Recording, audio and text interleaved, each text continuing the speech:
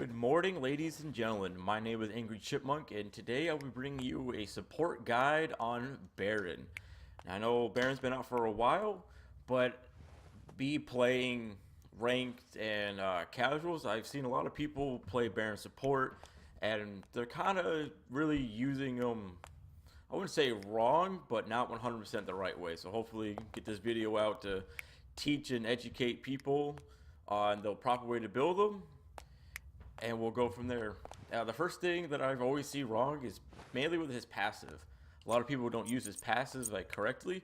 We all know that it gives hysteria and stuff like that, but his abilities also do extra damage or extra things. So his abilities have abilities when his hysteria is at a max of 30. Once the enemy's hysteria is a max of 30. Right, so his main clear for his one, right there, right? After his one, if enemy god is hit is above 30 hysteria, which is the max, their physical power, magical power, and attack speed are reduced. Now, the power reduction and attack speed reduction is both 30%. Right, and hysteria per hit, just on a normal god, is 10 hysteria per hit. So take 3 of these right in a row to make somebody max. Right, his 2 is mainly his ground, his heal. The video for you here. So basically, if you hit a god above 30 hysteria, the friendly spirit cleanses ally slow effects and increases their movement speed. So let's say you get horrific emblem, or you get hit with a slowing ability, or an item that passive is a slow, and you use this item and hits a god, all those souls effects are cleansed 100% completely. Also gives you movement speed to disengage or engage if need be. His 3, which is his root. If enemy god is hit above 30 hysteria, the snake will also lash out at nearby enemy gods who stand too close after 1 second. Enemies hit by this area injected with venom that ramp to root and deals the full damage over time. So you hit a god with this, and there's an enemy god next to it, and the god you hit is above 30 hysteria is going to root that god next to him and deal the whole damage immediately. So here's a video on this hi-rez, thing hi-rez did. Boom, and root. Pretty self-explanatory. And that's the license part of his ult. So big things about his ult: if the target is being pulled above the 30 hysteria, the pull strength is increased. So you're gonna pull them in a lot quicker, given if they're not CC immune.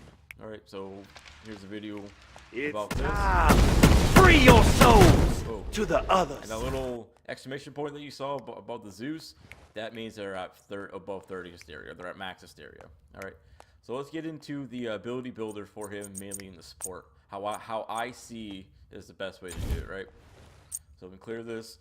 So his clear's kind of bad early game. So he really wants to start maxing his 1 first, right? His 1, his 2, his 3, get his whole kit online, and then go back to the 1. Ult, 1, what you can, and then you're gonna try to max the 2. Get that heal online after you're clear. Right, because the only thing that scales up is the damage per tick, which you're not using your 3, 4 damage. It's mainly your 1 and your 2 are your most damaging items. All right, so keep doing 2, the ult, 2 again, then you max your 3, swapping out for the ult when need be. All right, so this right here is a great way to just build his abilities. You get your clear online a lot quicker, which he needs really early game. Yeah, so he just needs it really early game. I forgot what I was gonna say. All right, so let's get into the items, which I see people go wrong, right? So his normal start, how I've seen a lot of people and how I've used personally, the best way to start him is Guardian's Blessing, Tier 1 boots,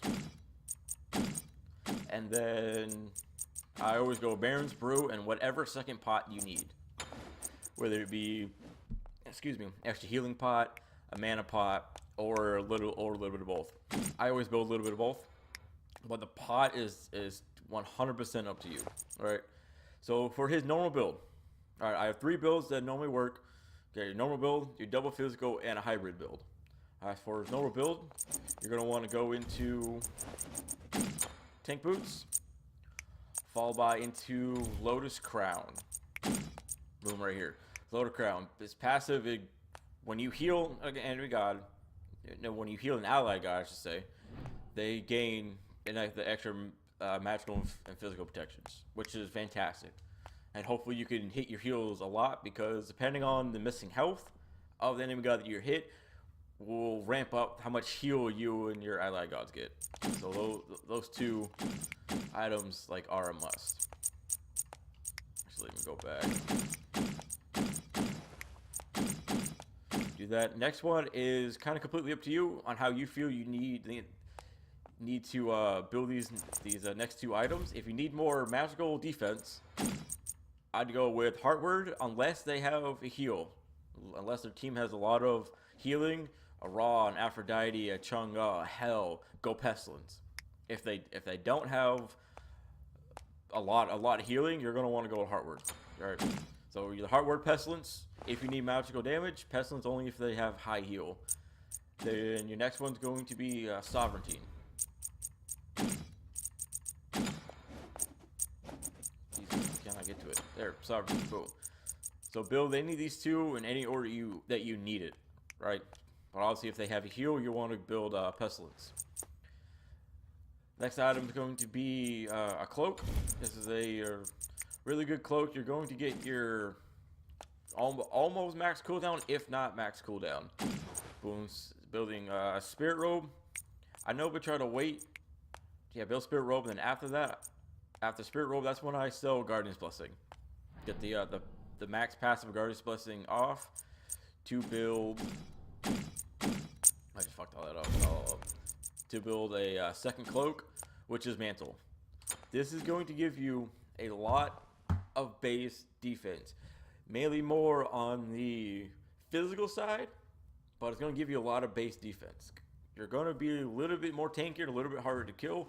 If you need more magical defense, you can either build these two items with this build. For magical, you can either build Shoguns. This aura is fantastic. It's based on an attack speed buff for 20%. Or you can go into...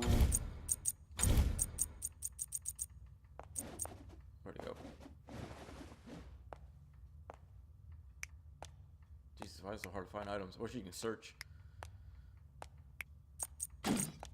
Or you can go into Void Zone, which is odd. The aura for it is also really good. Enemy gods, 55 units have their magical protection reduced by 20. This also gives you health, 60 magical protection, and also a little bit of power to build with it, right? So there's your normal build. Your normal everyday build if you're not running into a weird comp, right? So let's go into the other kind of situational builds.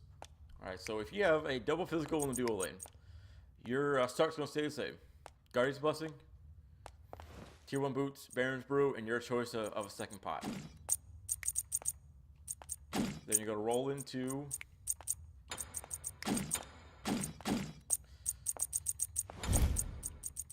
tank boots. Get that physical defense online with a... What am I doing? Yeah.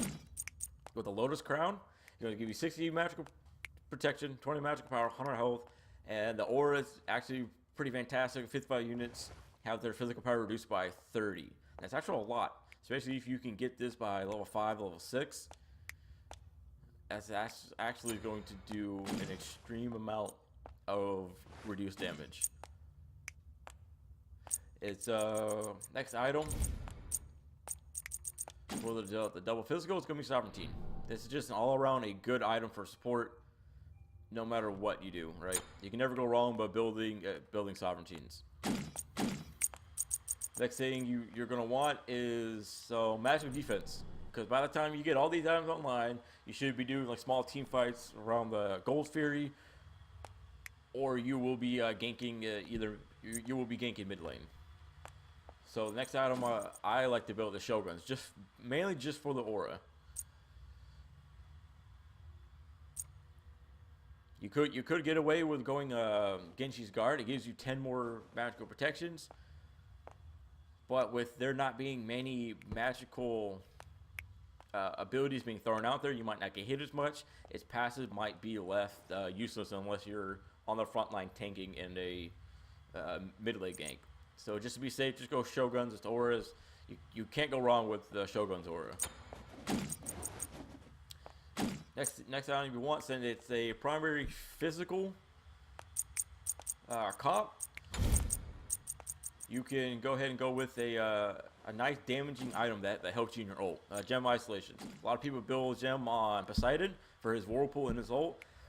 Gem Isolation is also good for Baron's ult. Even if they just use beads in it, they're still kind of slow, but they're still taking all that damage. And plus all the damage you get from Gem ISO. Alright, and your last item after you probably sell your Guardian's Blessing. Either you sell it for your last item or you sell it for Gem ISO. The last item is going to be a all-around defensive item with Spirit Robe. 40-40, and protection is 10% cooldown, 20% crowd control reduction. That is just a great item. If you need more tankiness, you feel like you don't need to do damage, but you need to be able to tank more, I go ahead and just sell Gemma ISO and pick up a mantle. Pick up a mantle if needed, if you need to. But if they run a double ADC and they're both building like high crits, or the jungle's building a high crits, you can also go with Hedda with a Nemean Lion. Nemean Lion's passes it's just good, but if you just all around need just defense and cooldown reduction, nothing's wrong with mantle. Right, so it's third build. It's kind of more of a hybrid build. We see a lot of it out of the solo lane. It can also be used in the support role, right? So your start can stay the same. Guardian's Blessing, Tier 1 boots, Baron's Brew, and your choice of pot. So you're going to get your boots online. You're going to go with Magi's for this hybrid build. Go to Magi's. And then for the physical defense and cooldown reduction, you're going to go with Breastplate. Get that Breastplate online for the mana and the cooldown, because you do burn through quite a bit of mana.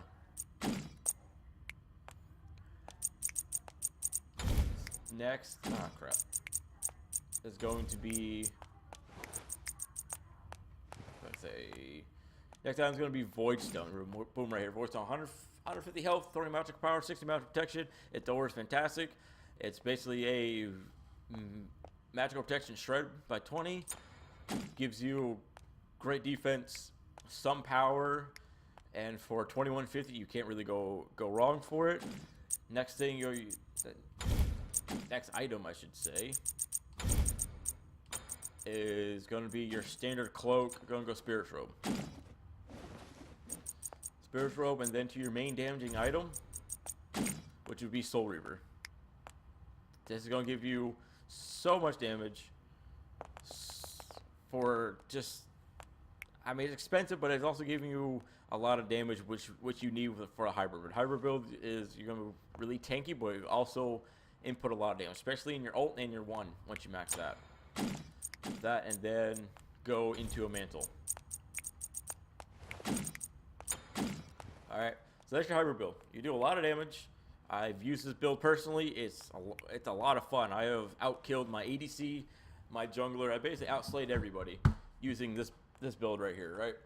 So let's say you're using this build and you're not getting focused much, so you don't need to be as tanky. Well, you can sell a mantle and pick up another damage item of your choice. When that happens to me, I like to go big or go home. So I go ahead and I grab Rod. Given that I'm ahead, if you're not ahead, you can either grab Gem ISO,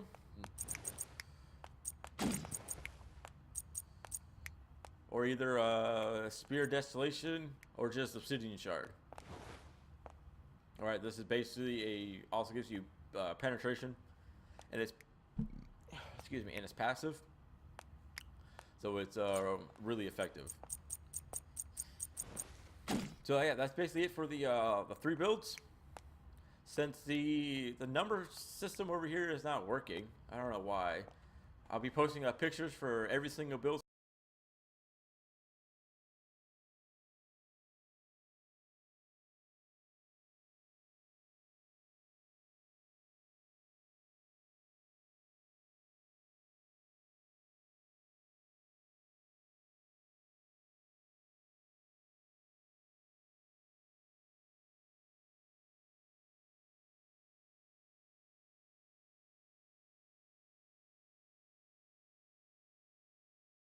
Hey guys, so let me get more into detail about his hysteria passive, right? So you see that exclamation mark like right next to the Odin name, so that's its passive coming up, right? Here you see it's gaining about 30 hysteria for it to be max, and it depletes 1 every 1 second, right? So as you see, I'm hitting 104 with my hybrid build on this Odin bot right here, and then the max hysteria, I'm hitting 125, right? So there's that 20% damage increase. So here is a non-hysteria with the 1, 306, plus 11, and plus probably the rest of my magical power and percentage. And here's an on 435 plus 45 plus 13. Alright, so there's the 1 damage for the hysteria. Here's his 2 non-hysteria, about 430 with the heal, with this cooldown, and then on the Odinbot with hysteria, 516 and a 2-second movement speed right there. Alright, so 3 non-hysteria, just 52 damage over time, plus 11 on that first initial burst, and then with the hysteria on this Odin bot, see how basically that Odin and that Odin got hit as well. So there's the first 3 abilities. See, they got rooted, slowed, all not full jazz. So let's bring his hysteria up to max. Alright, so here's his ult with it full hysteria, right? The party. Go quick, pull it in, then that stun. I'm gonna reset my cooldown so I can show it to you without the hysteria. Reset cooldown, just come back out here. Just gonna hit this very first one. Watch how slow. Free your souls to the others. Then full hysteria on once he comes back. So there's his hysteria passive. A little bit of a show and tell for you guys on what it actually looks like and why it is one of the most broken passives in the game. Because it really is. Because his abilities have abilities once he has full hysteria.